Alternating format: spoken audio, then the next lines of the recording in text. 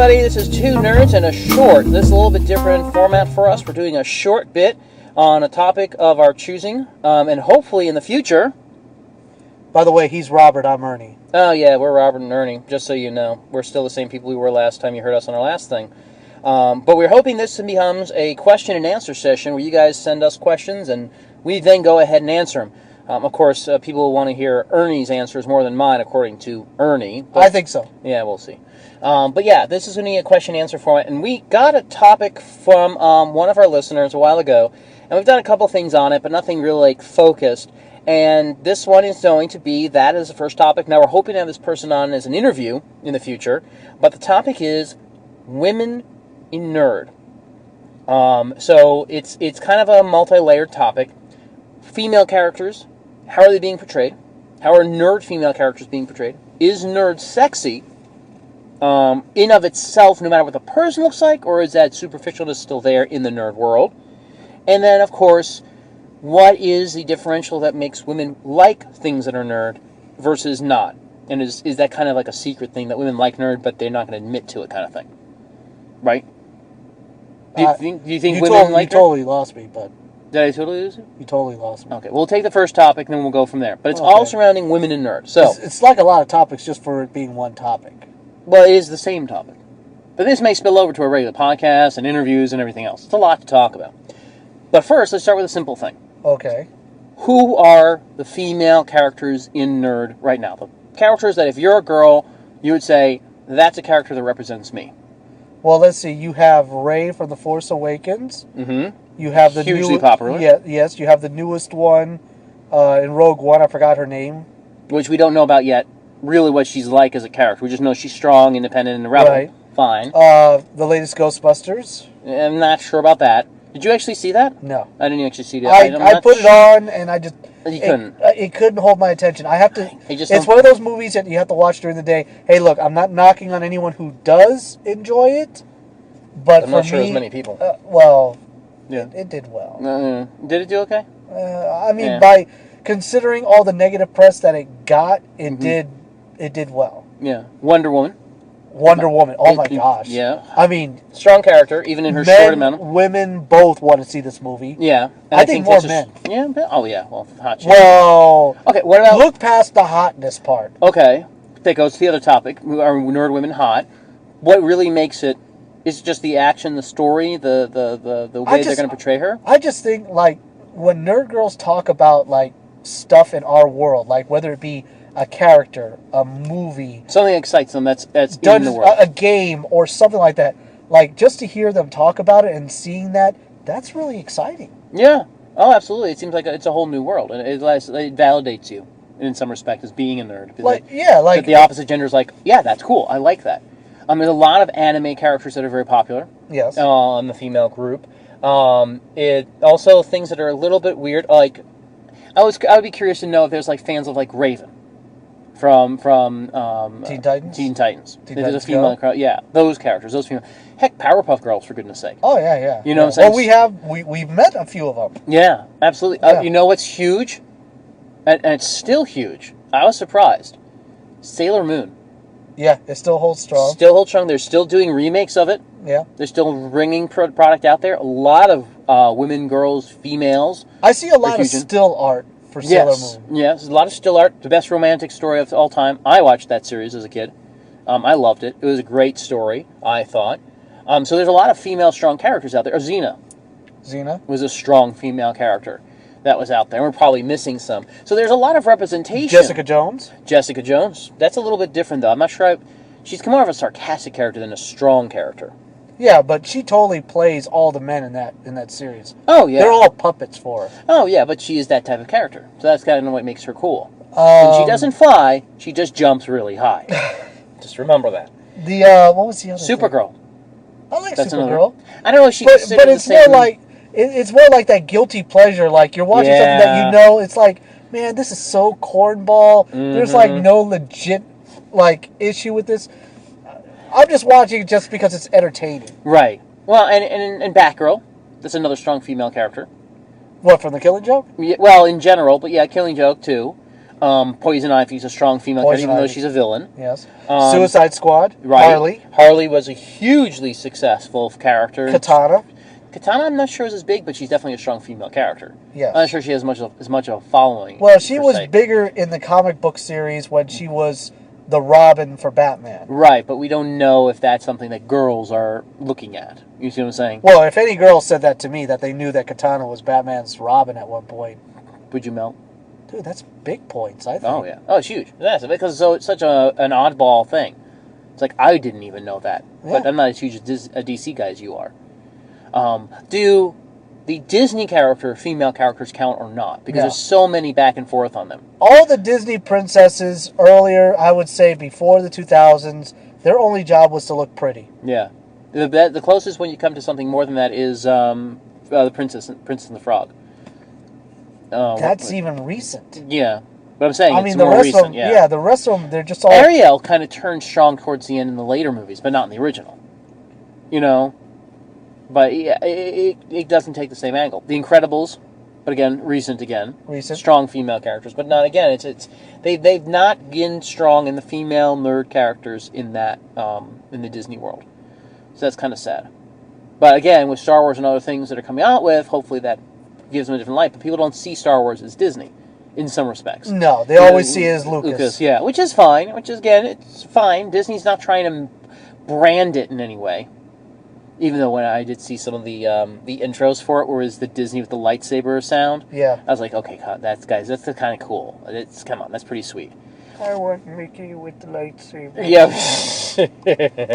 hey, that was pretty sweet. Okay, so there's a lot of female characters out there for females to like in a multitude of genres. So that makes it successful, I think. I'm just trying to think of another one out there, like. Oh, there's tons. We're just not thinking of them all. We're never going to. Well, we're not women, so we don't really think about that stuff. Well, I know you're not, but so there's strong characters to look at, and there's strong characters to represent the female populace in general. However, is being a nerd in this world as a girl, is that sexy? Is a female being a nerd make her sexier than not? Or does it make her more just, it's a girl who likes nerds, so that's, yeah, she's a woman, she's hot, but she likes nerd, oh my god, extra points, like you were saying. Is it exclusive? Is it exclusive of each other, or is it... No. I mean, you see a girl with a Star Wars tattoo. You know, is that it for you? Are you done? No, I'm not done. I'm just like, holy cow, she has more, like... Dedication than I do. I don't have any tats. And I love Star Wars. I'm not inked at all. Right. And I don't know if I would even come to that grip of, I love this so much, I want to make a permanent addition to my body to remind me I love it so much. Yeah. Yeah, and I think women have more dedication to it. Do you think they're more obsessive over it, too? Do you think they can, or do they say the same per chance as men can? I think it's the same chance. It's the same chance? Okay. So, alright, so girls and nerds. So, one of the things that you have to think about is dating a nerd girl. Okay. Going out with a nerd girl, right? Okay. If her nerd's bigger than yours, well, is that a problem? No. I have yet to find a bigger nerd than myself. They do exist, I've been told. I'm sure they do. Yeah. I just haven't found them. No. Now, one of the things that comes along with that, of course, is finding out when a girl is a nerd and you're starting to go out with her and all this stuff. Does a relationship revolve itself around nerd things, or can you have a relationship outside of the nerd? I think the nerd thing is what you come back to. Right. It's a binding fiber. Yeah, it's like what you come back to. Like, let's just say, you know, you're both professionals in your respective worlds, and Monday through Friday you conduct yourself in this manner, but then Saturday you guys get dressed up and geeked out and you're standing in line to watch 12 hours of Star Wars. Right. Right. And that's kind of the cool thing is it's a connecting binding point that you can always come back to. Yeah. And even if your nerd is slightly different than each other, the key factor with that, like any relationship, is if your significant other has a passion that they're passionate about that's different than yours, are you showing a valid amount of interest in their passion as well as your own? Yeah, because you want to be with somebody that has some sort of passion. Right. Even if it's different from yours, yes, that you can share in with them. Yes. It can't be an all or it can't be a, hey, your stuff is meaningless or your stuff is ridiculous. Right. My stuff is what matters. My stuff is what's important. My stuff doesn't embarrass us. That type of stuff, it makes the other person seem more unattractive. Right, and that's kind of the key there. It doesn't matter if the girl's nerdy or not, in the sense that she's at least nerdy. It's more about are you compatible with her nerd? Yeah. Because if she's into, like, for example, Harlequin novels, and that's what she nerds out about, I can't really get behind that. Or if she's nerdy about, I'm trying to think of something that would irritate me. I can't even think of something. I'm sure there's something. The Kardashians? Okay, yeah, she's nerdy about reality TV. Desperate Housewives. Yes, Not yes. Desperate Housewives. No, Real Housewives. Real Housewives, the whole That whole genre. nonsense. Yeah, or she has to watch her Wheel of Fortune. Oh, I like Wheel of Fortune. I like Wheel of Fortune, but if you're going to nerd out about yeah. it's a little bit that's a little bit nuts. And I like the direction in general that they're going with women in shows, movies, and etc., where they're trying to make them stronger characters. But do you think they're going too strong? Yeah, like the characters I've seen, they're just caricatures. Right. Did I say that right? Yeah. All right. Yeah, they're not real women anymore. No. And they have to, I think it's because there's still a lot of male writers in the world that are trying to write female characters. I don't know, but I think that's kind of one of the things that's maybe part of the challenge here. Right. Is, like, look at Flash, for example. A lot of the supporting characters in the Flash are female. Right. The daughter, Iris. you have, the white, in Arrow, the same thing with the Sparrow and this and that. And so you have a lot of female supporting cast that keep the hero sane, if you will. Like the cop from Flash. The girlfriend. Yeah. And you still have that kind of, they're not the hero, but without them the hero would kind of fall apart concept. Right? Is that a male's perspective of what a female should be, in reverse of, like, again, you go to Arrow and you watch, like, the Red Hood, or what is the Speedy? Kid Flash? No, his sister. The Arrow's sister. What is her character called? On the Flash. An Arrow. You lost me. Oh, yeah, okay. Whatever her name is, I think it's like Speedy or something like that. Stupid name for a character, by the way, because she's an Arrow, she's basically a Red Hood. But she's a strong character unto herself, and she's not there to support the Arrow in the sense, she's kind of her own being. And that's kind of where hero girls or girl superheroes should be. Supergirl, as you mentioned, corny, but she's not there to support someone else. She's her own character. And she may be cornball. If she was regular girl, more regular girl, kind of like Batgirl, as you mentioned from The Killing Joke, real girl happens to be a hero. Problem with Batgirl is she's that dependent, in love with the older guy dude, typical scenario. So again, not complete unto herself. Catwoman. How about Wonder Woman? Wonder Woman. She's the exception. She's the exception. Catwoman is kind of the exception as well, except she, again, has that over-sexualized, like all her personas. Falling for Batman, kind of... Selena Kyle, yeah. Yeah, all of them. Which is fine for that character, but if it's every single one's like that, that can become a problem. Well, Lois Lane? Oh, please, don't get me started on the helpless damsel in distress. That goes back to, like, freaking, Disney Mary Jane princess. Parker? Mary Jane Parker had some moments, but yeah, she was kind of damsel in distress as well. I mean, even Gwen Stacy. I remember reading the early 80s, late 70s Spider-Man comics where it seemed like every episode the villain got Mary Jane. Yeah. It's like, can't we just have a villain for villain's sake? Why does it have to be every time? Yes, they hate Spider-Man so much, we're going to find out who he really is and we're going to take his girlfriend. Yeah. What? Why? Yeah, it doesn't make sense. And a lot of the interesting thing, though, I did like about Spider-Man is that all of his villains are people he knows. Yes. That was cool. I liked that. That part I liked. Them kidnapping his girlfriend every single time was ridiculous, but I like the fact that the villains you know are the villains of people in your life. That's realistic. But stop treating women like damsels in distress in those movies.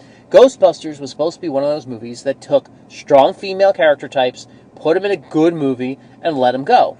And you know what? Chris Hemsworth's character, he was funny. Yeah. I mean, maybe he'll get more roles like that. Yeah. But, I mean, me, myself, it wasn't the worst movie I've seen lately, but it also really wasn't that great. Yeah. And I think there's room there. Look at Uhura from Star Trek. Very strong character. Very independent. Very good for a female audience to say, yeah, I could be that. Very realistic. Yes. You know? And I think that's definitely a direction we need to be going in as the industry as a world, is to keep bringing realistically empowered female characters that we can get behind.